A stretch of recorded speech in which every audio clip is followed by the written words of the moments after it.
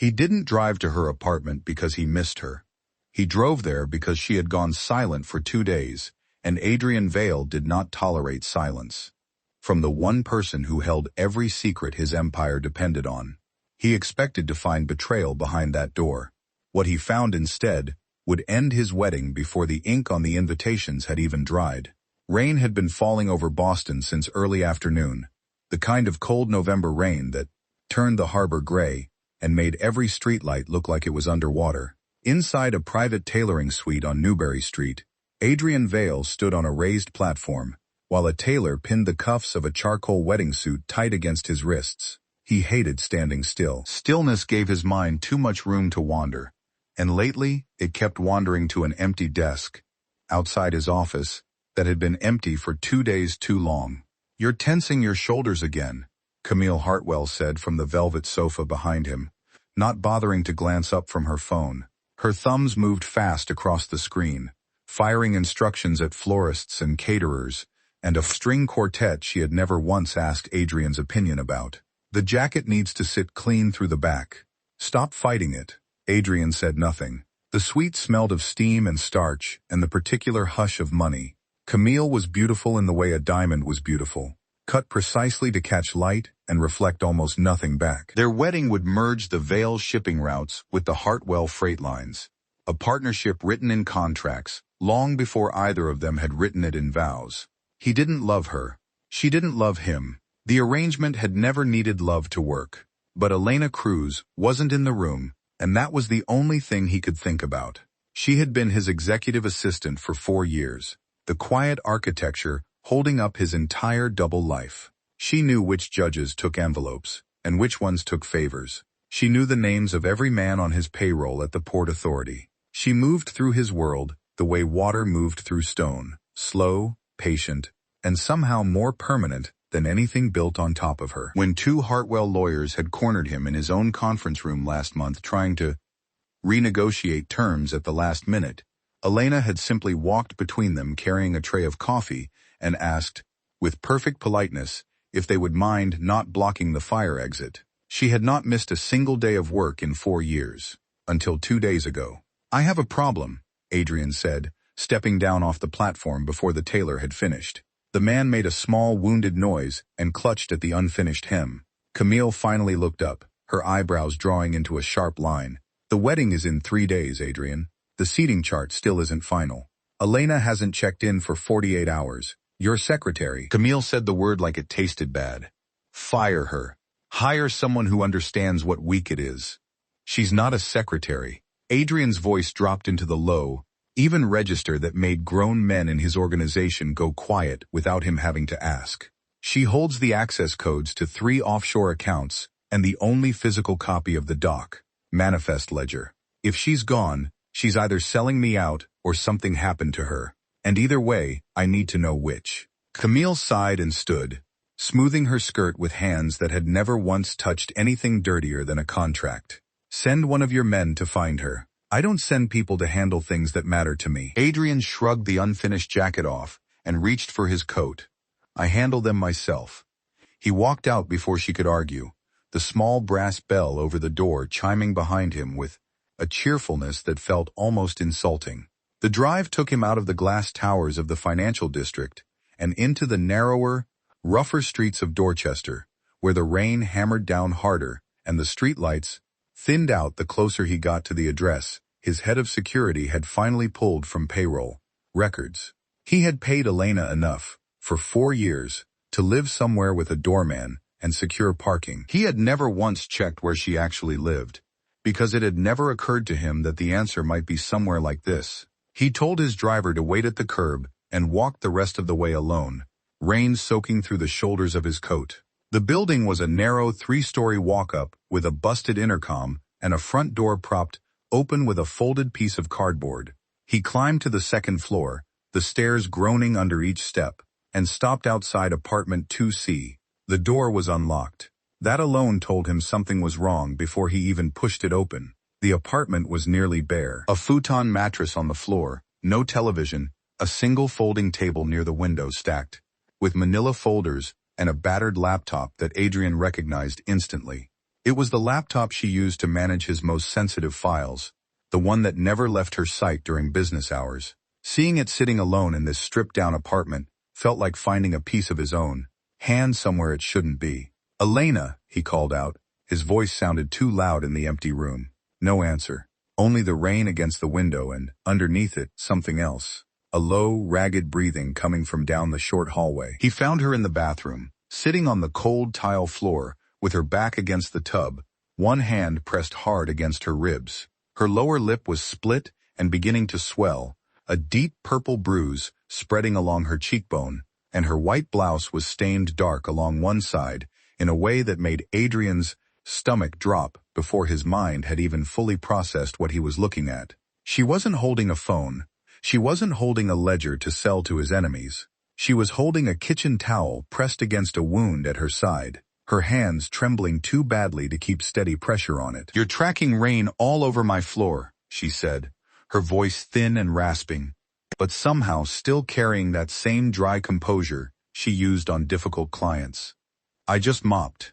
Adrian dropped to his knees beside her without thinking, the cold tile soaking instantly through his trousers.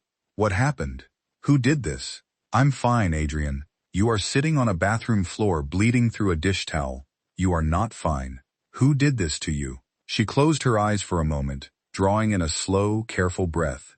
When she opened them again, the sharp intelligence that made her indispensable cut clean, through the pain clouding her face. "Two of Hartwell's men," she said quietly, "found me Tuesday night near the freight office on Northern Avenue." Adrian went still, in a way that made the air in the small bathroom feel colder. "Why would Camille's father send men after my assistant?" "Because 3 days ago, I found something in the shipping insurance files that wasn't supposed to exist." Elena shifted, wincing as the movement pulled at her side. "A clause buried in the joint holding company paperwork your lawyers signed last month. If you die within the first year of this marriage, every Vale asset folds automatically into Hartwell ownership. Camille inherits nothing directly. Her father does. Through a trust he set up 2 weeks before the engagement was even announced." The words landed slow and heavy, each one settling into place like a brick in a wall he hadn't realized was being built around him. "That's not possible. My lawyers reviewed every page of that contract." "Your lawyer reviewed every page your uncle Salvatore handed him," Elena said. "Not the page Salvatore swapped in afterward. I found the original draft on a backup server 2 days ago. I went to confirm it with a contact at the title company Tuesday night. Hartwell's men were already watching the building. They didn't want me confirming anything." Adrian's mind raced backward through 4 years of memory, settling hard on his uncle Salvatore, the man who had stood beside his father at every important moment of his life, who had taught him how to read a room full of enemies before he had ever learned how to read a contract. "Why didn't you bring this to me the moment you found it?" Elena let out a short, humorless laugh that turned into a wince. "Because you were standing on a pedestal, getting your cuffs pinned, Adrian. You wanted this wedding to work so badly, you stopped looking at the people standing closest to way. If I'd come to you with half a theory, and no proof, you would have thought I was trying to sabotage your engagement out of jealousy. I needed the original document first." He stared at her, the bruising on her face, the blood soaking through the towel at her side, and felt something cold and furious settle in his chest, aimed entirely at himself. "Hold still," he said, his voice rough. He didn't wait for permission. He pulled off his suit jacket, rolled up his sleeves, and reached for the small first aid kit sitting open on the sink, mostly empty except for a roll of gauze and a bottle of antiseptic. "This is going to hurt," he warned. "Just do it," Elena said, gripping the edge of the tub. He poured the antiseptic over the gash along her side, and she bit down hard on her own sleeve to keep from crying out, her whole body shaking under his hands. He worked in silence, wrapping the wound tight enough to slow the bleeding, his jaw locked the entire time. He had patched up his own men in basements before. This felt nothing like that. Every careful movement felt like an accusation against his own blindness. A phone buzzed sharply from the empty living room. His burner, the one only 3 people had the number to. "That's her," Elena said quietly, watching his face. "It's almost noon. She'll be asking about the seating chart." Adrian retrieved the phone and answered it without moving his eyes from Elena. "Where are you?" Camille's voice demanded, tight and impatient. "The caterer needs the final head count in an hour." "Camille, His voice came out terrifyingly calm. There is no head count. There is no wedding. A long silence stretched across the line. Excuse me, she finally hissed. You cannot cancel this wedding, Adrian. Do you understand what my father will do to your shipping contracts? Tell your father, Adrian said softly, that I found the page Salvatore swapped into the holding company paperwork. Tell him the original draft is somewhere very safe right now, and that I will be discussing it with him personally very soon. He hung up before she could respond, and dropped the phone into the bathtub, where it landed with a hollow clatter against the porcelain. Elena was watching him with an expression caught somewhere between exhaustion and disbelief. You just blew up your own merger over a contract clause. I just blew up my own merger because my future father-in-law tried to inherit my entire operation by killing me on my honeymoon, Adrian said. The clause was just the proof. He looked at her properly then, really looked, taking in how little space she actually took up, how thin her wrists looked where they gripped the edge of the tub, how long she must have been, quietly carrying this weight without anyone noticing she was struggling under it. Why didn't you ever ask me for help? With anything? In 4 years. Elena looked away, toward the bare wall, her voice dropping lower. Because the moment I become someone you have to take care of, I stop being useful to you. And being useful is the only thing that's ever kept me safe in this world. Something in his chest cracked open at that, sharp and sudden. He didn't say anything else. He simply slid one arm under her knees and the other around her back, lifting her off the cold tile despite her sharp hiss of protest. Where are we going? She mumbled against his shoulder. My house. To my doctor. And then you're going to tell me exactly how deep Salvatore's betrayal goes, and we are going to end it together. She didn't answer. She had already lost consciousness against his chest, her blood soaking faintly into the front of his shirt as he carried her down the narrow stairwell and out into the rain. The drive to the Vale estate passed in heavy silence. Elena's unconscious weight pressed against his side.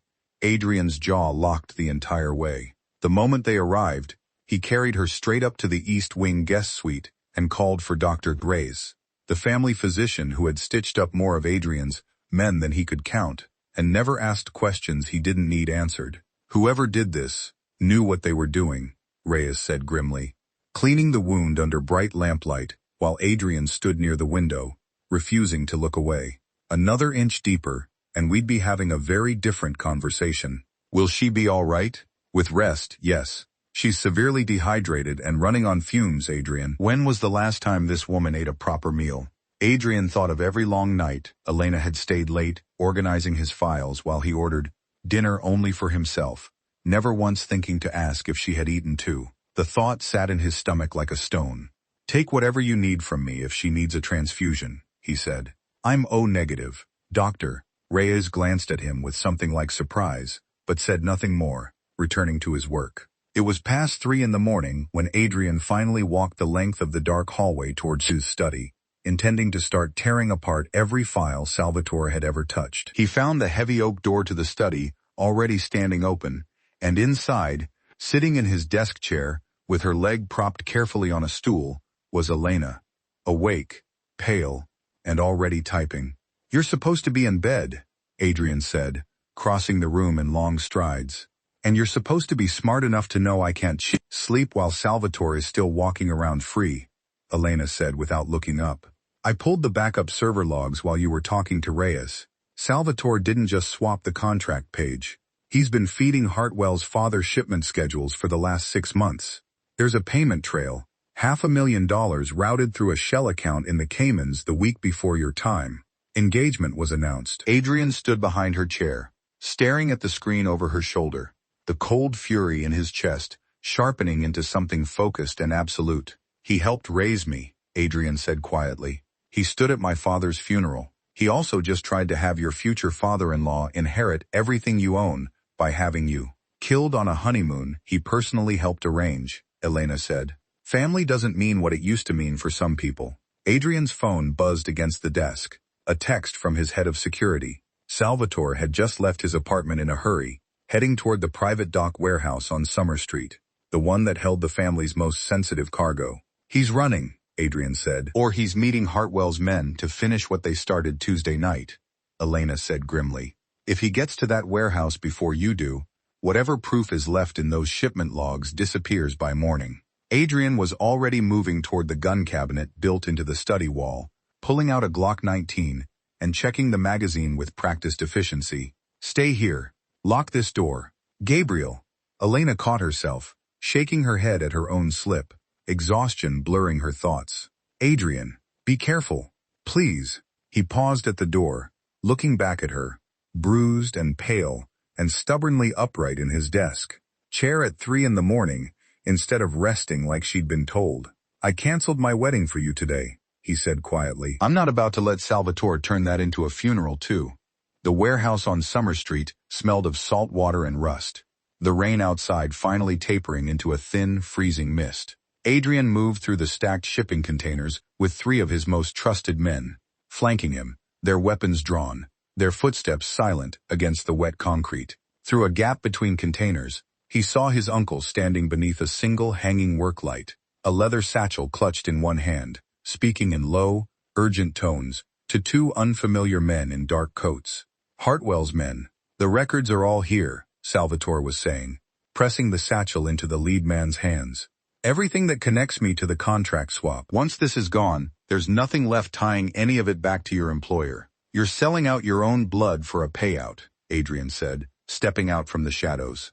Salvatore froze. The 2 Hartwell enforcers spun toward him, but Adrian's men were already moving, and the brief, violent exchange that followed ended exactly the way Adrian intended it to, with both enforcers down on the wet concrete and Salvatore standing alone beneath the work light, his hands raised, his composure finally cracking. "Adrian, please, listen to me. They threatened my daughters.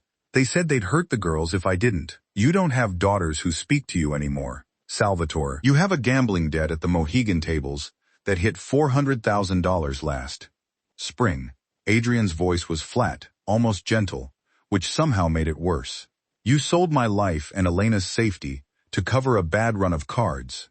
"She's just an assistant," Salvatore spat, some last desperate sneer twisting his face. "You're going to end this over a secretary?" "She isn't a secretary," Adrian said, raising the Glock. "She's the only person who's ever actually protected this family. You stopped being either a long time ago." The shot rang out once into the misty dark, and the warehouse fell silent, except for the distant sound of water against the pylons. Adrian stood over his uncle's body for a long moment, feeling nothing but a cold, hollow steadiness settle through his chest, before turning and walking back toward the car without looking back. When he returned to the estate just before dawn, he found the study door locked from the inside, exactly as he had asked. He knocked once. "Elena," the deadbolt clicked back, and the door opened to reveal her standing unsteadily on her good leg, gripping the frame, her dark eyes scanning him for blood, for injury, for any sign of what had happened. "It's done," he said quietly. "Salvatore's gone. Hartwell's men with him." She let out a long breath, the tension finally leaving her shoulders, and swayed slightly on her feet. Adrian caught her before she could fall, pulling her gently against his chest. "You should be resting," he murmured into her hair. "You should stop almost dying without telling me first," she replied, her voice muffled against his shirt, equal parts exhausted and furious. He carried her, for the second time that night, toward his own room, instead of the guest suite, laying her down carefully against the pillows. "I need to wash up," he said, looking down at his blood-stained sleeves. "Don't be long," she murmured, already half asleep. "I have opinions about how you're going to restructure the Hartwell shipping contracts once this is over, and I want to be conscious when I deliver them." He let out a low, surprised laugh, the first real one in days, and pressed a careful kiss to her forehead before disappearing into the bathroom. The following morning, sunlight cut clean through the windows of his bedroom. Adrian stood near the glass with a cup of black coffee, watching Elena sleep, when his phone rang with a Hartwell area code. He answered without hesitation. "What have you done?" Camille's father demanded, his voice tight with barely controlled fury. "I returned what was left of your investment," Adrian said evenly. "Salvatore is no longer a problem for either of us. The wedding is over, and so is whatever arrangement you built into that contract. If your people come near my territory or my assistant again, I won't be nearly this restrained next time." He hung up before the man could respond, setting the phone down beside the window. Behind him, Elena stirred, blinking against the morning light, taking in the unfamiliar room, the heavy curtains, the man standing silhouetted against the window. "Did you just threaten my future ex-father-in-law before breakfast?" she asked, her voice still rough with sleep.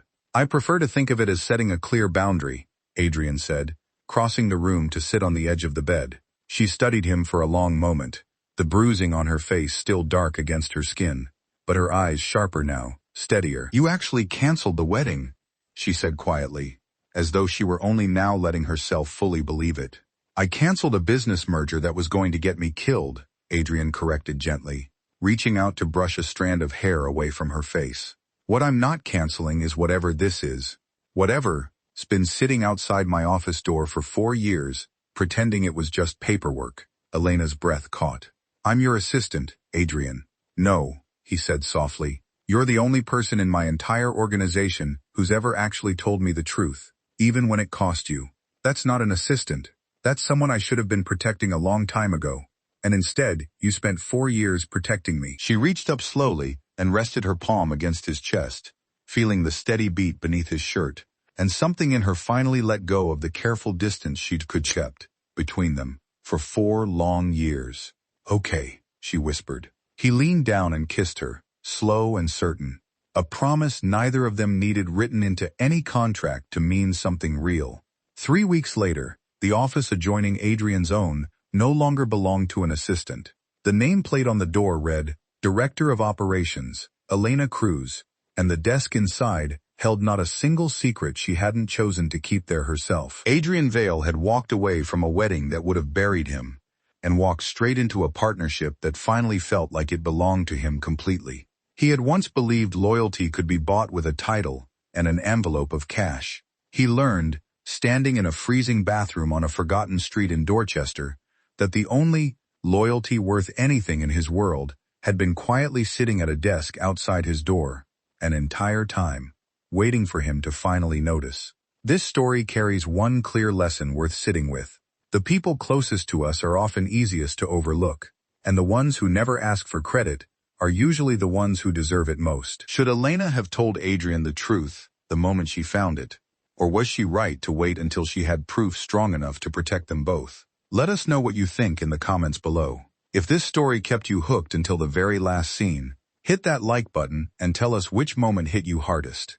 Subscribe and turn on notifications, because new stories like this one are coming every single week, and you will not want to miss what happens next.